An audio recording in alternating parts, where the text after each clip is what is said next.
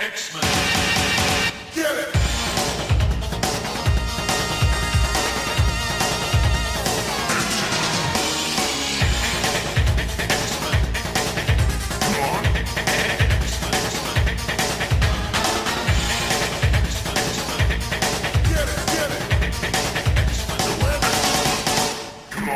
Hey there, Sleazoids, and welcome to another exciting episode of Battle of the Atom. This is your weekly X-Men podcast where we rank every story from A to Z. I'm Adam. And I'm the bad boy of X-Men podcasting, Zach Jenkins. How we doing, Adam? I am great. I am not, infected by an alien species. As far as you know. As far as I know, I'm not the host of, some alien queen. So I'm feeling. Well, that's the tricky thing about the Brood, Adam. They infect you deep, and you don't even know until it's too late, and then your eyes go all crinkly. Yeah, we're gonna have some crinkly eyes because this episode is all about the Brood. Yeah, the Brood, they're my favorite. Are you saying Brood? Yeah, I'm doing. You're making fun of. Are you making fun of me? I'm making fun of a thing you said 6 years ago. Yes. Okay, I was just checking. I was making sure that we hadn't Folks, accidentally, like the Mandela effect. Like, I'm just making sure that we didn't accidentally transfer that to you. Folks, if you, like Adam, have forgotten the deep lore of this podcast, you may know that in an episode that I'm not looking up, Adam pronounced brood as brood, and it caused quite a stir as far as I remember. Why did it cause quite a stir? I can't tell you. Well, that is not how it is pronounced, and it is something it took me a long time to live. What's the word? How's that phrase go? A long time to. I don't know what you're trying to say now, Adam. Are you good? No, or brood. I have to live or good. Live. Yeah, it'd down. be good in this case. What is the phrase though? When it takes a long time for something to. This is such good radio. Live down. That's not right. What is, it takes a long time for people to get over? How do you say that? Are you looking for the word accept? I'm going to edit all this out. I don't know. I think this is great. I'm going to realize as I'm falling asleep what I'm trying to say right now. You are. I'm not going to fall asleep now. You miss because when you edit this out, because let's be clear, you need to edit this out. You are going to unfortunately edit out my good and good joke. Oh, I'm not editing. Fine. I'm not going to edit any of that out. Please, for everyone's sake. It's already 2.5 minutes into the podcast, and it's so. We talk about the X-Men, don't we, Adam, my friend? My friend, we Adam. do. Every story from brood to brew. That's nothing. What? I know that I have failed bits on this podcast frequently. That is nothing, Adam. Oh boy. From brood to sleazoid? That almost gets us to Z. I don't know. So anyway, Matt Smith, I want to thank Patreon supporter Matt Smith for whatever this is. Matt, I'm so sorry. But if you want to be like Matt and have Adam and I just frankly lose all sense of time and space, you can go over to patreon.com/comicsxf, reach deep down into your hearts and pocketbooks and toss a couple of coins in our coffers. You do that at $5 level. We do a whole episode about one of your suggestions. And folks, this is the best it can be. So this week we're talking about the Brood. And specifically, we're going to start with what Matt wanted us to talk about, which is X-Men versus the Brood, Day of Wrath.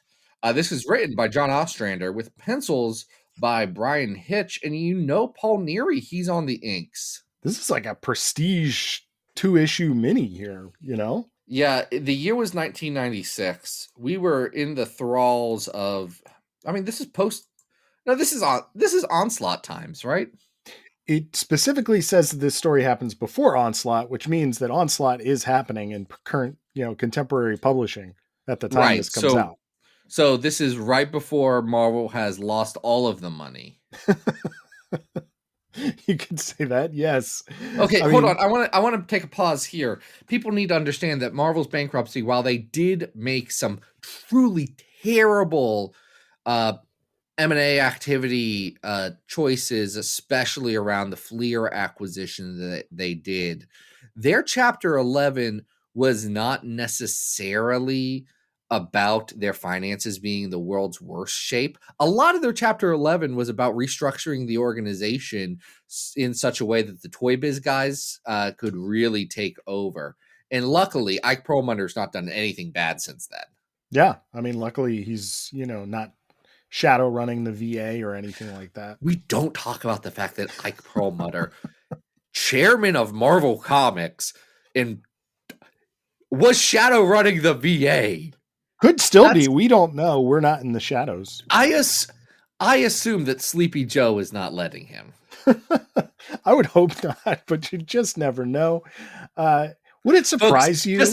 I'm gonna put an asterisk right here. That was me doing a joke. I think the fact that Ike Perlmutter running the Shadow VA under Donald Trump was a bad thing, and that in general Trump was a bad person. I think most presidents are bad. I think Trump was an especially bad one. Yeah, I don't think we really need to. Our listeners probably know that. I would hope so, but Bud, you see, I'm listening to this book right now. I say reading. I'm not. I'm done with my old tree book. I know you're done with your tree book. So what are we on to? The listeners don't know I'm done with my old tree That's book. true. They don't. I read some other books in between that, but I was listening to a book right now that's called Nobody's Talking About This. The first half of the book is just somebody writing down what it was like to be very on Twitter between 2015 and 2021 when the book came out. That is something I think I've talked about.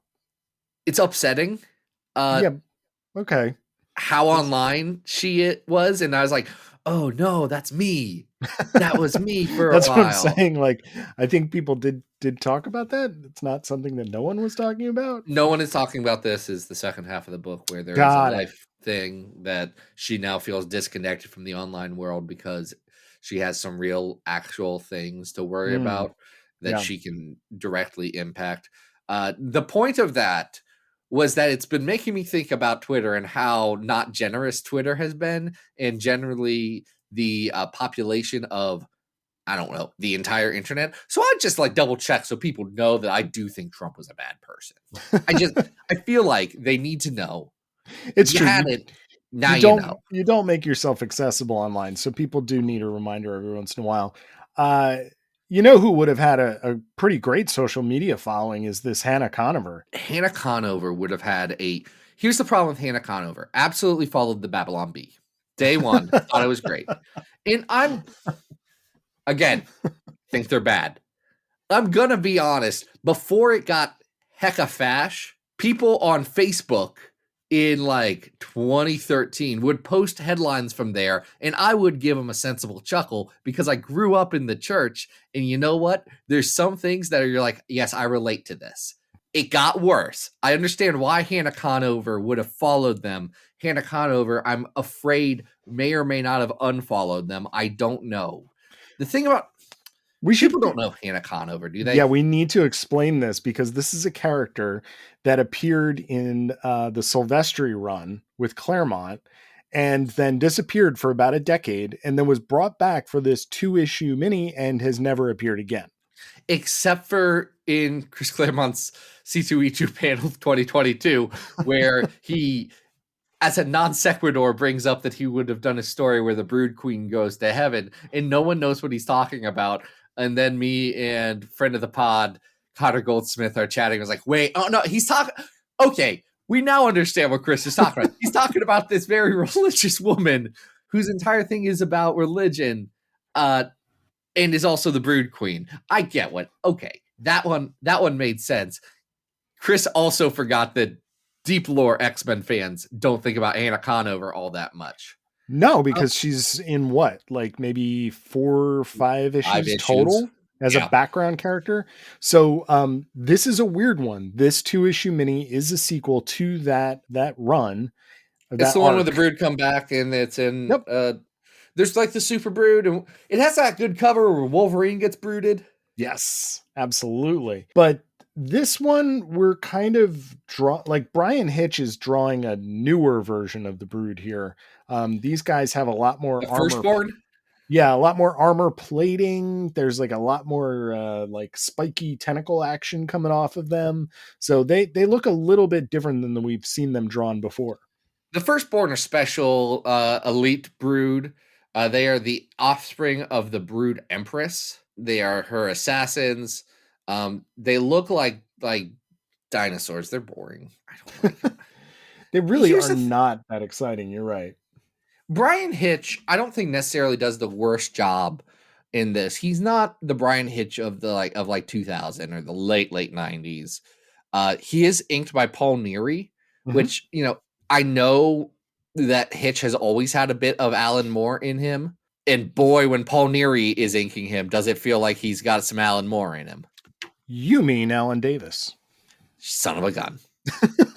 Well, does Alan Moore draw? I wonder. Probably. I mean, professionally, no. He must scribble. I would love to commission Alan Moore. I don't know what I'd get. It'd be fun though.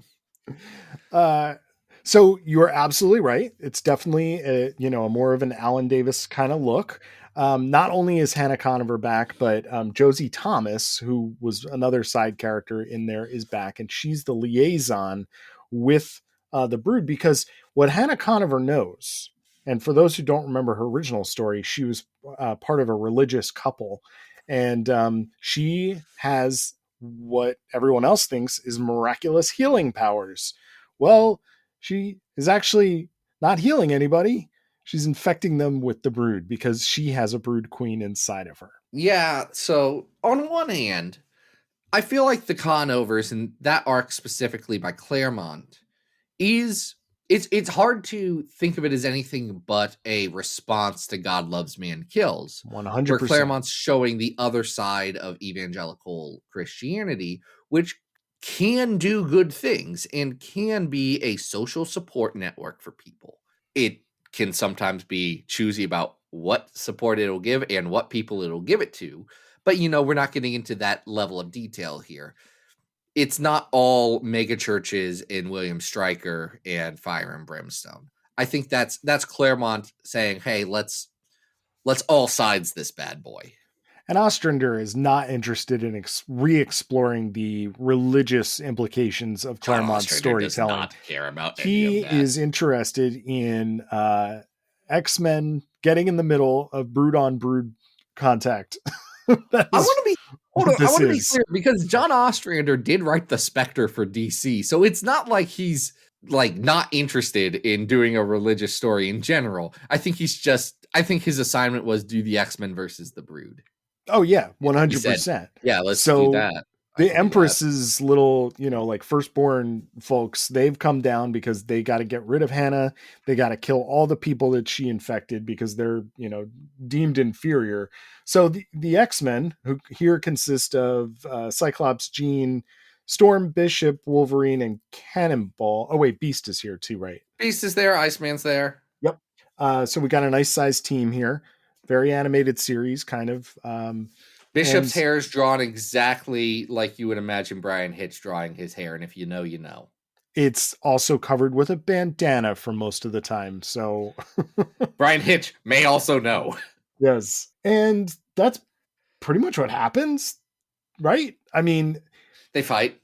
Hannah tries not to turn into a Brood Queen. Yep. Fails, and then succeeds. Well, it's interesting, this story coming on the heels of, as this episode is coming out, there is a Brood arc currently in X-Men. And one of the things... in Captain Marvel. And what we have remarked upon in our conversations off the podcast is that it is kind of strange that the X-Men under Jerry are feeling a little genocidal towards the Brood. Mentioning how all of them should die at, every couple pages. And here I feel just to be clear, I feel like that's a story beat that's going to be explored further. And I think I'm sure an interesting one. I do think it's very funny that I saw an image going around of someone being like, oh yeah, this is why the X-Men are better than the Avengers. And they have a Cyclops quote from that issue. And then they carefully censor out the parts where he says, and that's why we should do a genocide. So what's interesting about this story in comparison is that really the X-Men decide they need to protect the brood that are on Earth from these invaders. So the story does conclude with Hannah Conover being put into a stasis pod in the basement of the X-Mansion, and we just never see her again. They do say that they'll probably send her to Muir Island because right. they don't want a woman in their house that's frozen. That's weird. Right. What do we do with medical issues that we can't solve? We send them to Moira. Moira, go figure it out. You won't use this for any nefarious purposes, I am sure. But if Hannah Conover's body becomes a plot point, I was just thinking that. Then X-Men has gone way too far up their own rear end, which happens from time to time. In 2, I would be ecstatic. My dude, are you reading Marauders? Like, this could absolutely be a something that pops up at some point in X-Men content. I love friend of the show, Steve Orlando. Friend of the show, Steve Orlando, has written an X-Men comic that a X-Men aficionado, I think it's fair to say that top 1% X-Men knower in the world, like, I feel like that's not an unfair statement of my abilities. Sure. X-Menologist. Steve Orlando lost me in continuity. I was like, yeah, I recognize this. I think it's weird from a narrative perspective that you're doing this. That's fine. Steve Orlando has not written The Brood, to my knowledge. No. So if they, for the record, that idea, I still have yet to read the issue, but I know what happens. I think it's amazing. Anyway, that's not being ranked right now. No. We're ranking X-Men versus The Brood, Day of Wrath. Which is fine. You know, it's a very 90s action centric two issue thingy. And I have a theory, Adam. And you bring this up with the X-Men stuff that's currently going on in Krakoa. Yep. I think the Brood are actually not very good. And I think we just think the Brood are good because the Brood saga is a good story. Yep, I would agree. What's the best time the Brood have come back? I mean, the second time isn't bad because at least Silvestri draws them, right? It looks great. Brood Trouble in the Big Easy? Probably that. Very dumb, but fun. I do think the time that they solved the Brood problem by Brew eating an egg, that's great. Yeah, I know you're not a fan of Kitty being impregnated by Brood. I think that's pretty dumb too. I don't think Kitty getting a Brood embryo is necessarily a dumb plot. I think the way they go about it as a weird pregnancy scare thing is... Yeah, that's weird, right? Weird. Yeah. Feels like a fetish. Listen, it's X-Men. So many things feel like a fetish. Well, listen, I'm going to bring this up when we get into our second story, but it really does seem time after time like when, at least the first time that the Brood came through, it was a serious threat. You know, if you got infected, you were donezo.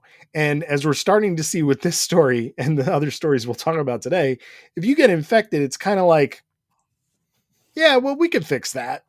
Maybe. Yeah, it's the Brood have diminishing returns almost more than anything else in X-Men, which tells me, hey, maybe just do new stuff.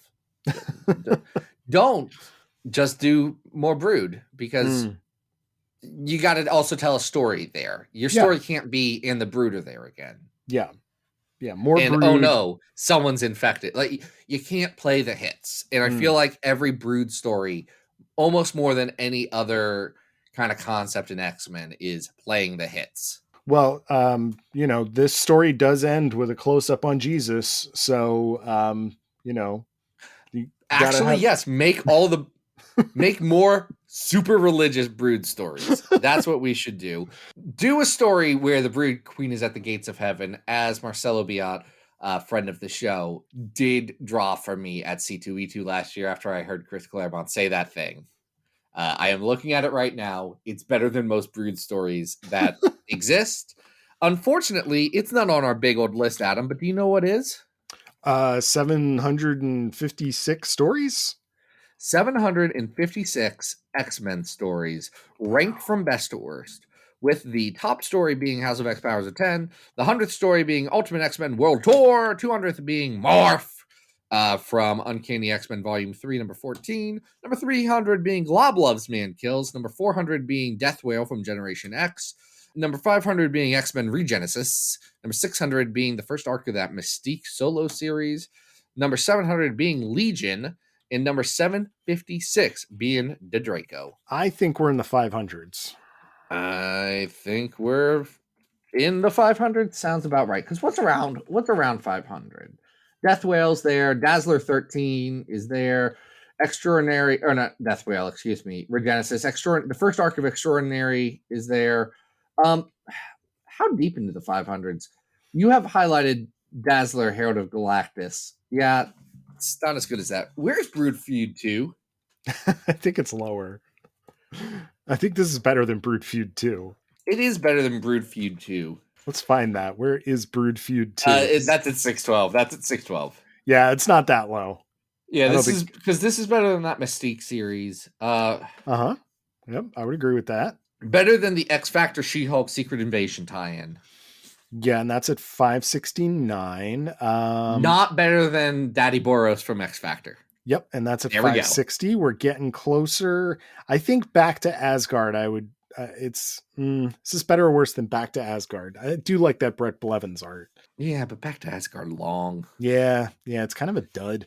I would say between Back to Asgard and what's directly above it, which is Weapon X Force, the arc involving Azazel.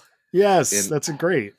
What an insane arc. The more I think about Weapon X Force. There was fun to be had on that one. All right, so there's fun to be had talking about it.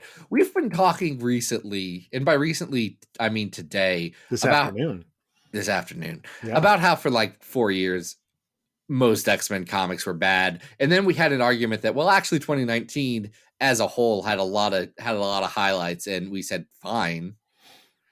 From like a point in 2018 to a point in 2019, there were better comics. But then all of the good comics we could think about from between 2015 and then were from that like 12-month period. So I think we decided that there were lots of highlights in general, but I wouldn't say lots of highlights. There were some highlights that certain people were defending, like me, and there were other titles which I think we all agreed could have never happened, and that would have been fine. But whatever, these things come in the highs and lows. And enough about X-Men Gold, really.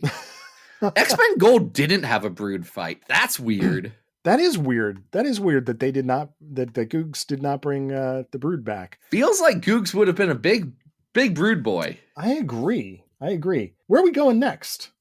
To another big Brood boy. That is, of course, Astonishing X-Men Volume 3, 38, 40, and 42. Yeah, they're an arc called Meanwhile. Doing 2 arcs at the same time, flipping between issues, I guess, to keep the book coming out on time. Which Astonishing X-Men historically has never had an issue coming out on time. Well, after Whedon leaves, I guess, they made it more of a priority. So we have Christos Really? Because Gage. I'm not 100% sure that Warren Ellis was... I mean, okay, I'm looking at these dates. Not the worst. Still... Listen, Warren Ellis also was not getting the book in on time. That's probably true. I don't know. I was not reading this book when it came out. What I can tell you is that Christos Gage is drawing. Juan Bobillo is doing the art. And we got covers by Salvador LaRocca, which are, some of them are a little strange. I know it says LaRocca. No, that cover is not by Salvador LaRocca. The first one? That's absolutely not by Salvador LaRocca. The Marvel Wikia is No. I'm looking at the credit on Astonishing 38. The credit goes to Salvador LaRocca and Frank D'Armata. And yes, Storm does have an anime face. Explain that. I have never... Look at his beast. That doesn't look like a Salvador LaRocca beast. It also... Colossus does look like Salvador LaRocca Colossus. I'll give him that. I'm just telling you. The colors are so... This cover is bizarre to me. It does have anime Allison Brand and anime Storm. Do you know what's weird about this in the grand scheme of Astonishing X-Men? I don't know. That Warren Ellis's last arc was also a Brood story, so it's weird to really? go from that. Now, to be fair, Warren Ellis's last issue came out August 2010. The next issue of Astonishing came out February 2011. It's a bit of a break. And then they do 2 issues of a Daniel Way, Jason Pearson story about half the team going and fighting monsters in Japan. It's a bad story. No, thanks. Sarah Pacelli actually jumps in on pencils at one point there, and it's early Sarah Pacelli art, and that part's nice. Yeah. But then we get this arc called Meanwhile, which interspace or goes in between this. Let's start with the art, since we're already talking about that. How do you feel about Juan Bobilio? Juan Bobilio is doing sometimes some really cool and interesting things. Because I had not seen Juan's art before. And the second... You have. On what? Mechanics, for one. Oh, right. And have you read the Hickman Fantastic Four stuff? I have, yes. Juan does the bad looking issues of FF. Oof. Okay. You know when the book goes from Fantastic Four to FF, and then it's again good for a good chunk. Yep. And then they bring back Fantastic Four, and the FF art immediately drops off a freaking cliff. Mm-hmm. Yeah, that's Juan Bobilio. Okay. All right. None of that registered. You know, the mechanics is not a huge favorite of mine. I gotta say, second page, I'm like, all right, he's doing some interesting things. There's some very cool perspective shots of Brand, holding her weapons up as the Brood infest the space station that they're on. I think by the time we get to page 6, where we see his version of the Beast. What is it about people drawing Beast in Sword that makes them go off their rockers? Right? Like, we did not that long ago talk about the Sword mini where Beast looks like a horse. Yeah. Right? And here, good God, what is Bobilio doing to this character? He looks crazy. It's the most insane off-model Beast I have ever seen. And listen, folks, I've seen a lot of off-model Beasts. I've seen so many off-model Beasts. This one takes the cake. There is one panel that I think they might have just been drawing Predator, like without his mask on. It's very strange. It just completely kind of puts the, lion-esque, cat-like version of the Beast off to the side and decides to just have all of these very, very long whisker, dreadlock, tentacle-like things kind of sprouting out of his body. And it's very weird. It's not like Frank Whiteley or John Cassaday were exactly like going nuts with their Beast design. It was very crisp, clean, and straightforward. How did we screw this one up so badly? What's interesting is that given which page you're on, it actually goes in between getting it and completely not getting it. Most of the time though, it's just like, I don't understand, Quietly very clearly put like a lion cat nose on the Beast. Like, just do that. It's not, it's not that crazy. It's not that hard. No. And yet, I don't think that Beast is the most upsetting character drawn in this comic. Are you going to say Kitty Pryde? I was going to say Brew, actually. Well, we'll get to Brew. Brew does make his debut in this story as a, mutant Brood. But he doesn't look anything like he does when he pops back up in Wolverine and the X-Men. Or anything like he does on the cover of this comic by Salvador Larroca. No. The cover to 42 and 40 do look like Salvador Larroca. Yes. So the plot here is very simple. The Brood have attacked one of the Pandora's Box, which is one of Sword's other space stations. And the X-Men basically have to go and rescue Abigail Brand. It's a team of already infected. It's a team of Storm, who had been on it again, off again on the Astonishing team through Ellis's run. Colossus, Beast, who is not on the Astonishing team because he left not Krakoa, what's it? Utopia. Right. He's pissed at Over Cyclops. Yeah, over moral differences. Mm-hmm. Beast really he just couldn't imagine using a Wetworks team. More than anything else, he couldn't imagine using a Wetworks team and not telling him about it. Oh boy. Gosh. Also changed. Kitty Pryde's back from space, and she is in her short-lived wearing a spacesuit era. Yes, and gets reunited with Lockheed, who she didn't realize was more of a person than a pet. So that's the Lockheed stuff's weird in this, right? Very weird. I think it was a weird choice of Whedon's to make Lockheed a dude. Yes, I agree. But also Lobdell also kind of did that in Excalibur. Was it Lobdell who did the rhyming issue that was like someone who had heard about poetry but didn't know what poetry was? That sounds like Scott Lobdell. Freaking Scotty Lobs, baby. So yeah, like Kitty's powers, I guess she's still kind of phased, so she's stuck in this. Yeah, she's stuck in permanent phase mode again. Right, which is weird because in the third issue, she absolutely takes she takes the gloves off of her suit and does manage to close a door and not be in phase mode. So little inconsistent there, but like, I'm 100% sure that Juan Bobillo did not know what was going on, and he drew the pages, and they said, "Dang it, okay, just let's go." It's 100% in the script, man. It's got to be because she's closing the door from the brood that are chasing her. Like, look. And I don't know if that would 100% be in the script. Here's what I do know: is that Christos Gage, he's a jobber. Christos Gage is going to get in there. He's going to get his paycheck. He's going to get out. Yeah. Christos Gage is going to deliver you a comic book that you can sell.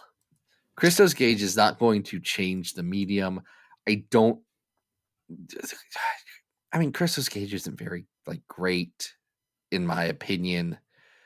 I think we're worrying a little bit too much about this. This is yet. I have a lot of strong Christos Gage opinions. And most of them are making fun of Dan Slott for not hitting his deadlines, and Christos Gage having to. Even though Dan Slott writes Marvel style, which Stan Lee specifically made so that he could write 1 billion books a month. Sure, got to make that cash.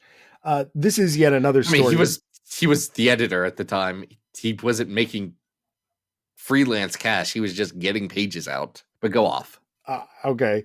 I was saying this kind of goes back to what we were talking about with the first story, which is that, everybody on the X-Men, including Abigail, the only person who doesn't get turned into a brood is Kitty. And then they're all fine later. Like, the stakes of what a brood invasion mean are just completely meaningless at this point. That anybody that is going to get transformed is going to get transformed back through some sort of magic. And they just all really want to transform back and control themselves really good this time. Sure. Yeah, I guess. So we do meet Brew. Yeah, we meet Brew. He looks like kind of a little ET guy. Yeah, but how E.T. a little chubby? His arms right. His arms aren't, but E.T. a little chubby? Mm-hmm. Brew is not. No, this Brew is like scrawny, skinny stick figure dude. Like centimeters wide is this Brew. Yeah. It does make them say wait, if this brood is a person that doesn't want to kill everybody, should we be doing this murders? And that's the problem with alien stories in superhero comics, because they write aliens as sentient beings that are okay to do every amount of murder to, no matter how high your moral standings are, because they are aliens. Mm-hmm. And if you think about that too hard, it falls apart, which is why you shouldn't do stories about is it okay or not to do a genocide on them. It's like asking why Batman doesn't buy crime. 1, the answer is never going to be satisfying. 2, you're breaking the rules of the genre we're in. Yeah, I mean, I don't want to overthink it. It's just a little Well, silly. Christos Gage sure didn't. Yeah, and the sword has I said it was hand wavy. Sword has developed a way to remove a brood embryo from your body. So they do use this technology, and then they bring Brew back to Utopia, and they're like, "Hey, you want to go to school? That'd be cool." And that's the end of the story. They say, when we have school again, we'll let you come. Yeah, you can take classes, and then then it's up to Jason Aaron to do that. Wild pull, honestly, on Jason's part. But hey, it worked out. Sure. Okay.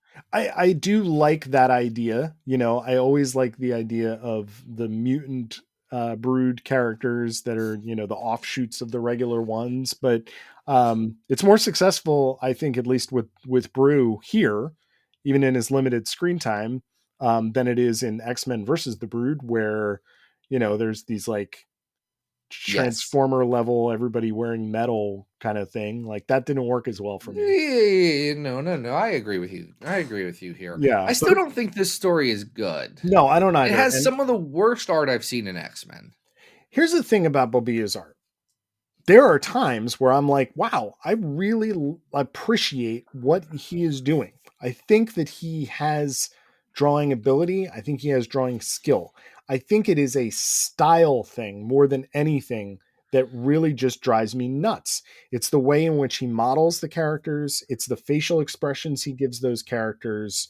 And it's just little things like, why are Kitty Pryde's lips like half the size of her head for the entire arc? Like he definitely has the drawing ability not to do that. He is making a stylistic choice to do that, and that annoys me. And I always do say, like Chris Bachalo, for example, if someone tells me they hate his art, I say, okay, I get it. Yeah. I think you're wrong, but I get it. Right. And part of me doesn't know, because it is so stylized, like, is this just not for me, or is it bad? And I think it can be both on occasion. I think it's like, yes, you are making a choice, but the beauty of choices is that there are bad ones. Yeah. Where I will defend is that I think that his page layouts are pretty good.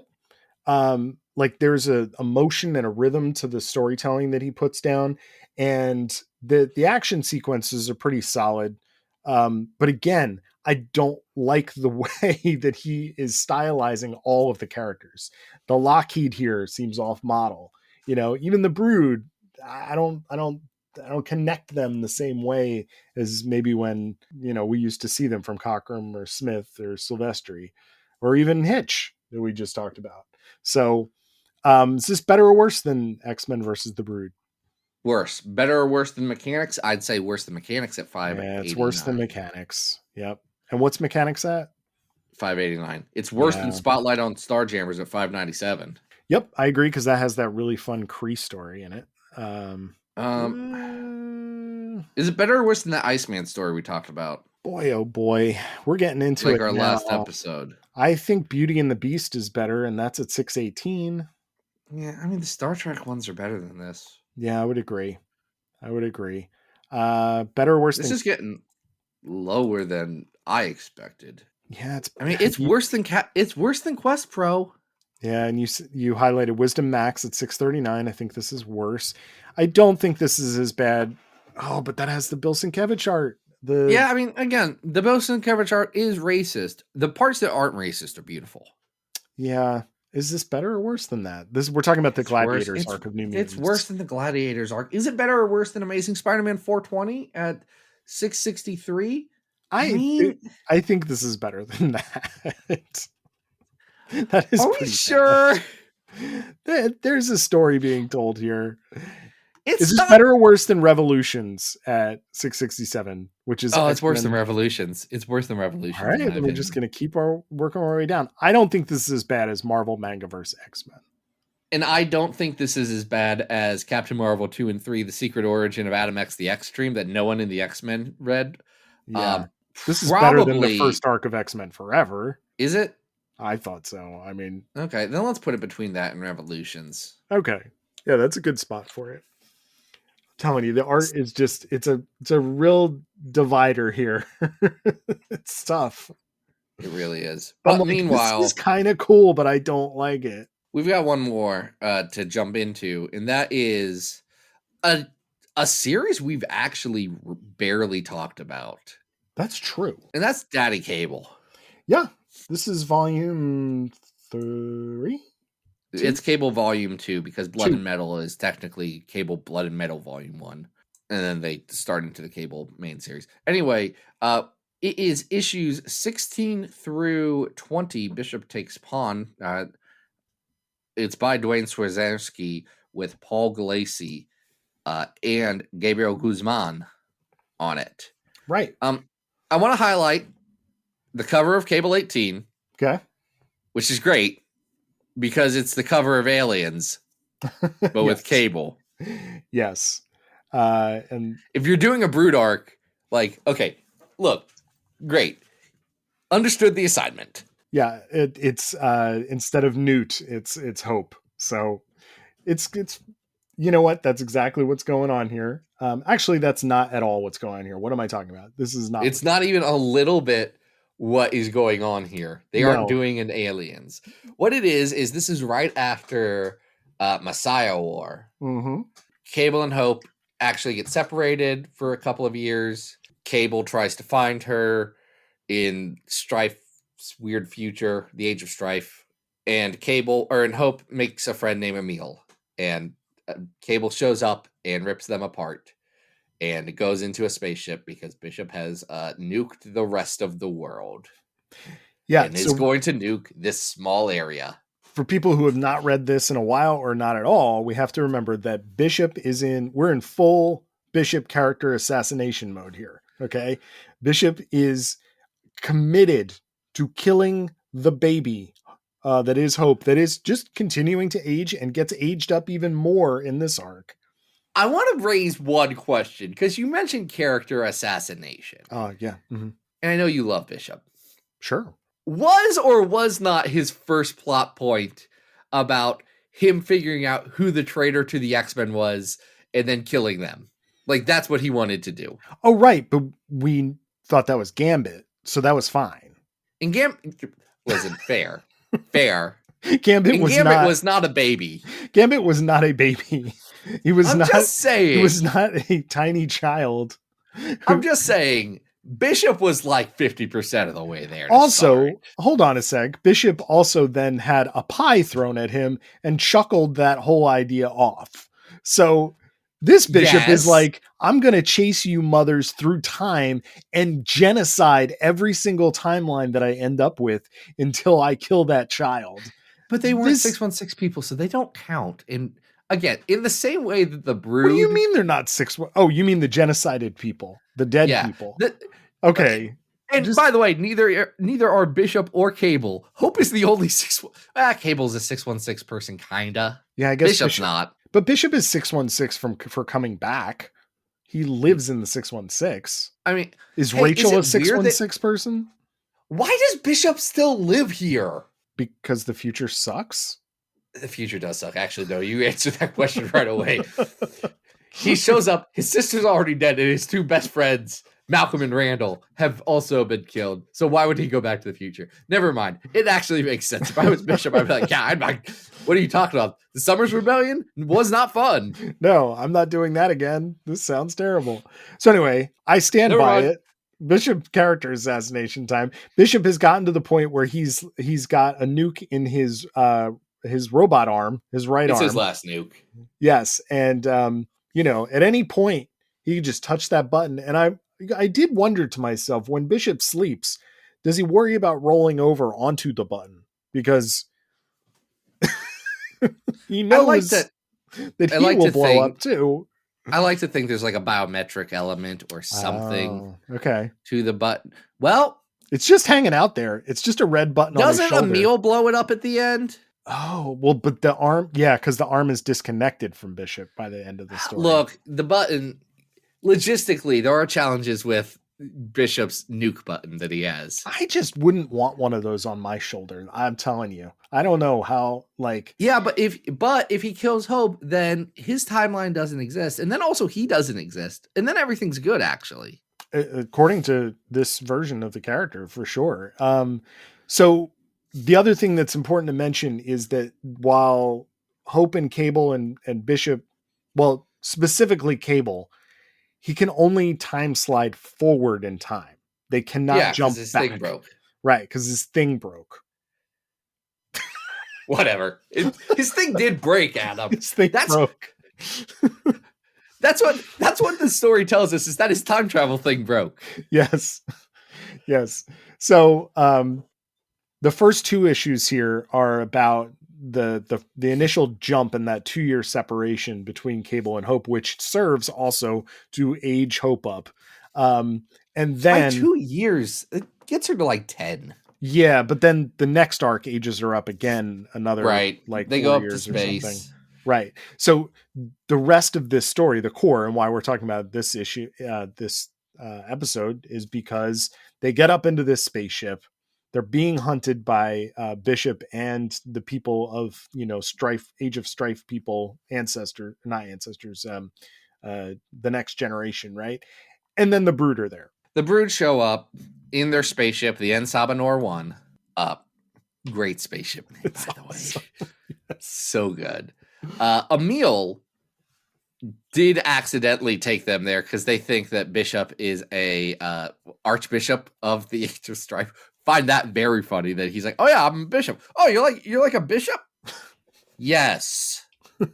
Yes, I am. Yeah. He's convinced them that Hope is his daughter and that he needs to get her back at any cost. Yeah. It's a good strategy. Proponent of adoption, big fan. Truly, a lot of my family was adopted, whole thing. You feel like they would have asked when they saw Hope. When who saw like her? They would have, like the people that Bishop is grifting, they were like, "I don't think that's your daughter." I think Bishop, I feel like you sent us on a interesting path here. And granted, Bishop does intend on killing all these people, so the fact that this lie does not really pan out, probably fair. In their defense, they never really see Hope until they get up to the spaceship, and then it's chaos. Too late now. It's absolutely chaos because somehow the Brood show up. Hope evades these Age of Strife people for like 2 years.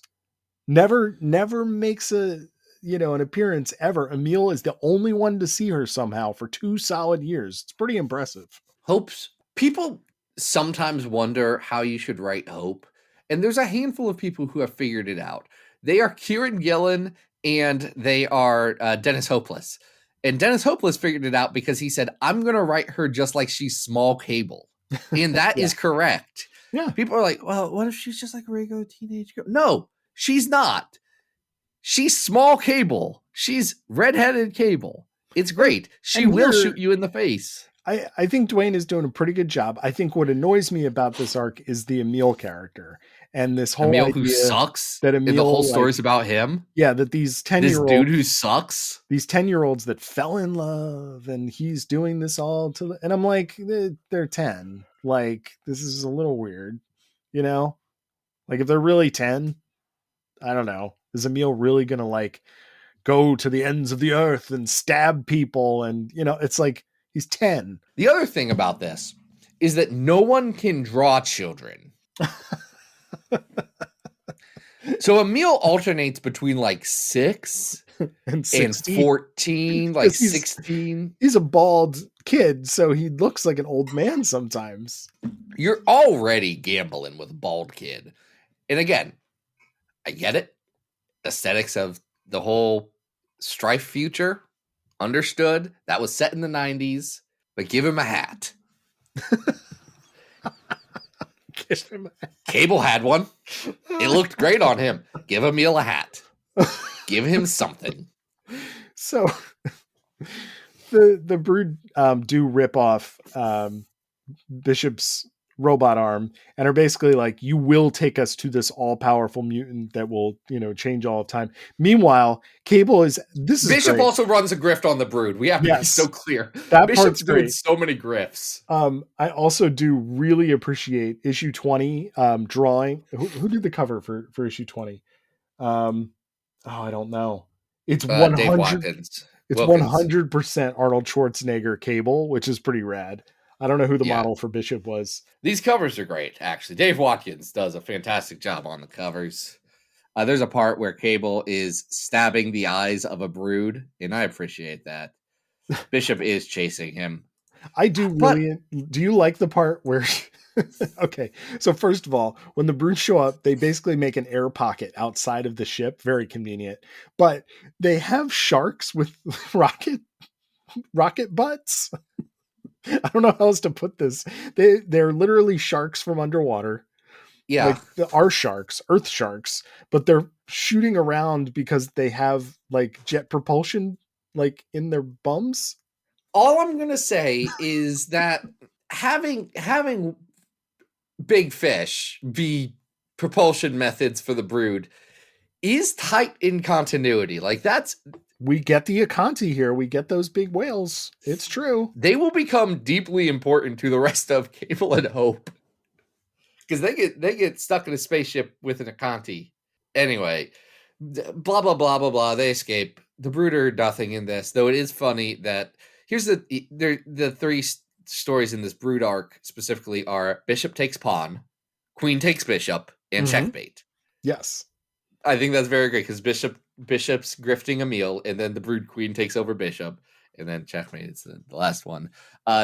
Emil thinks that he has Bishop and makes the nuke go off. I've got something to tell you. Bishop's still around.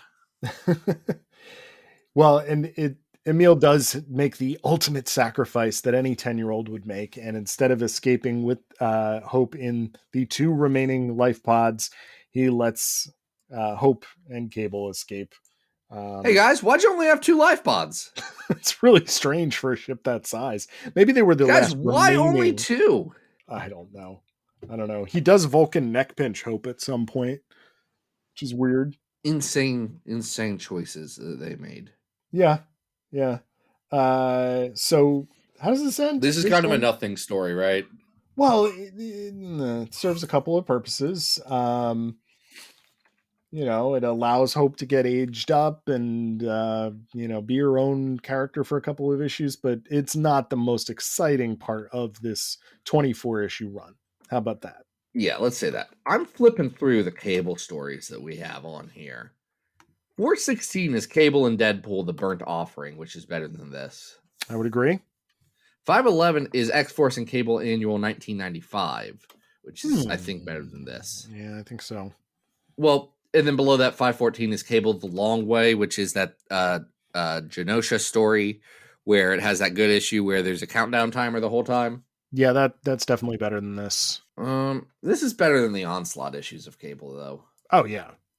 That's at 615 or 625. So we're in. I think. How do you like this compared to X-Men versus the Brood? I think this is better than X-Men versus the Brood. I would agree. I mean, I just enjoy the dynamics of this. That I have issues with the way that Bishop is written here, but what I will got to accept that that's the Bishop that we exactly. And what I will give credit to for this arc is that something is happening. Like there is narrative momentum as part of this book that is interesting. Like it is telling a longer form story instead of just, these little one-offs. And I think that's cool. How do you think of this compared to, say, I don't know. This is better than Generation X Big Trouble in Madripoor that we talked about not that long ago. Yeah, what's that? 531. Oh, okay. We moved back up. Okay. Well, not that far back up because we said X-Force and Cable Annual 95. Yeah. That's at 511. Yeah. This is probably better. Well, okay. We said that Cable the Long Way was better than this. I think Cable the Long Way is better than this. I think the first Adabex, the Extreme. I think Deadpool Bad Blood's probably better than this. Yep. Dazzler Herald of Galactus better. Is it though? Kind of. Yes, it is. Okay. No, listen. We're getting hung up because we love the words that Galactus Herald or Dazzler Herald of Galactus more than we love the story. But the story is more fun than this. Here's what I'd say, Adam. Yeah. I would say above Amazing Adventures 11 through 16, below Curse of the Kralich, which is the Leprechaun murder mystery. Perfect. So this is going to be our new 524. That's the end of this episode. Woo! We have the postscript stuff that we say, like thanking Matt Smith again, Thank who I you, Matt. assume is not the Doctor from the Doctor Who. And I also assume that Matt Smith is very tired of that joke. Or he's actually that guy. So thanks for listening. Hey, if you're the Doctor Who Matt Smith, which again, wild choice to subscribe to this podcast. If so, I mean, enjoy. I have no connection to Doctor Who. I will never watch it. It might be great. That's fine. I was saying this earlier when someone tried to tell me about a Star Trek thing. I said, look, I selected the things I was going to know about back when I was young, and most of that's X-Men. It's X-Men. Fun facts about the Green Bay Packers. That's what I got. Really enjoying the idea that, you know, Battle of the Atom is being listened to on the set of House of Dragons. You know, that's a nice. Oh yeah, he's in that show. Matt, I hope that goes for 1,000,000 seasons that I never watch. Or the set of Morbius. Like that could have been a really great little combo there. Here's the thing about Morbius, Morbin time. Bud, my best deck in Marvel's Marvel Snap is a deck called Morbin Time. Yeah.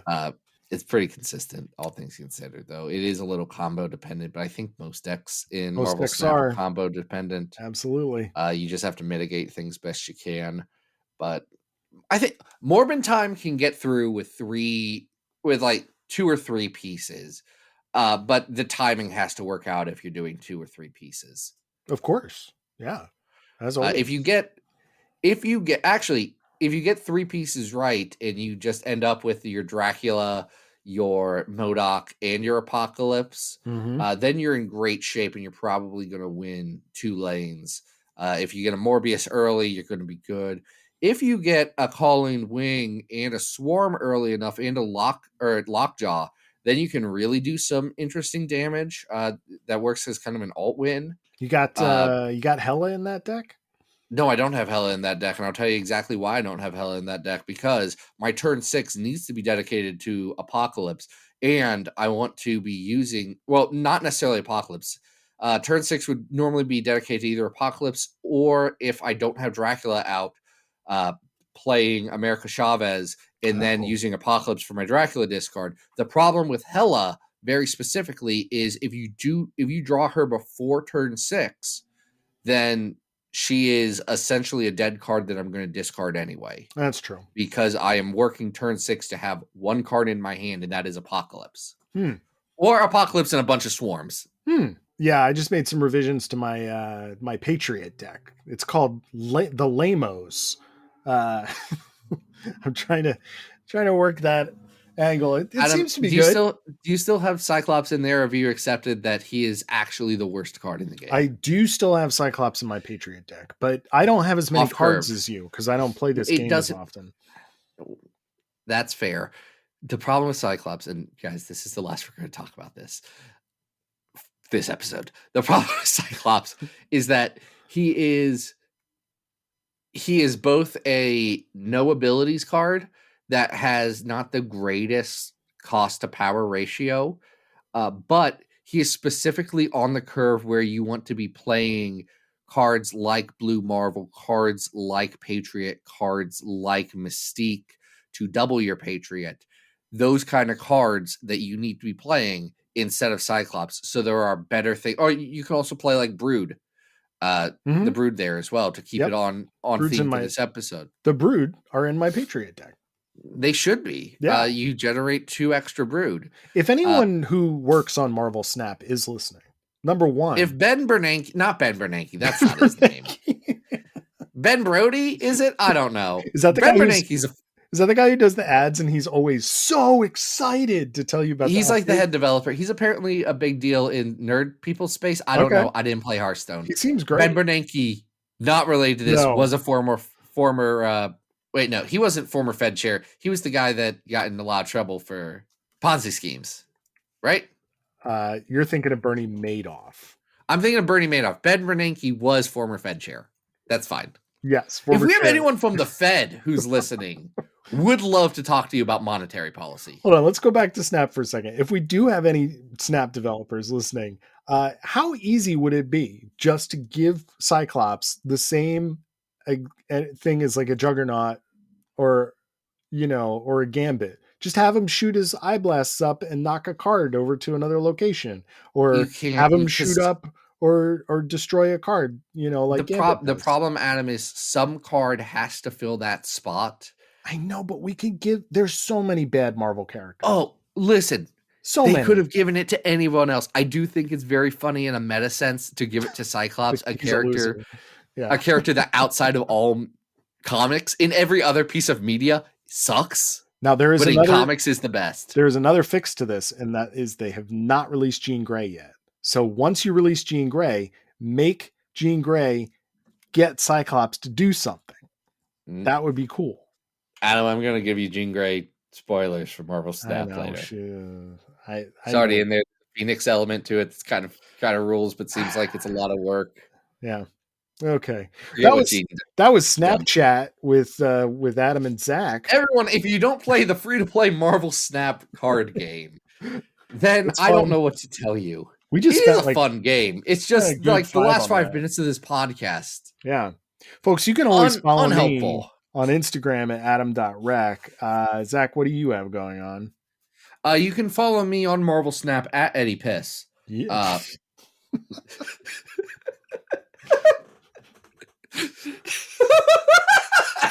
Well, if they had your code, they could go one-on-one, but the code changes every time. Anyway, I know it does. When there's friends list, folks, that's the only time I'm going to give out the username.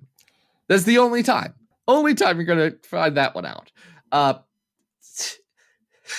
Hold on. Wait, Zach, I'm looking at the date that this episode is going to come out, and I'm realizing, and I don't know if we want to tease this, but there is an exciting thing happening on Comics XF in between this episode and our next episode. Oh yeah, Adam, do you want to tell the listeners about what you have cooking? So we have a really big name writer who is coming on to the site later this week to do an oral history of something that is really kind of pivotal to comics history, and I'm so excited for people to see it and to read it. So make sure you're keeping your eyes peeled. You're going to like it. Until then, folks, this has been Battle of the Atom, and we hope you survived the experience.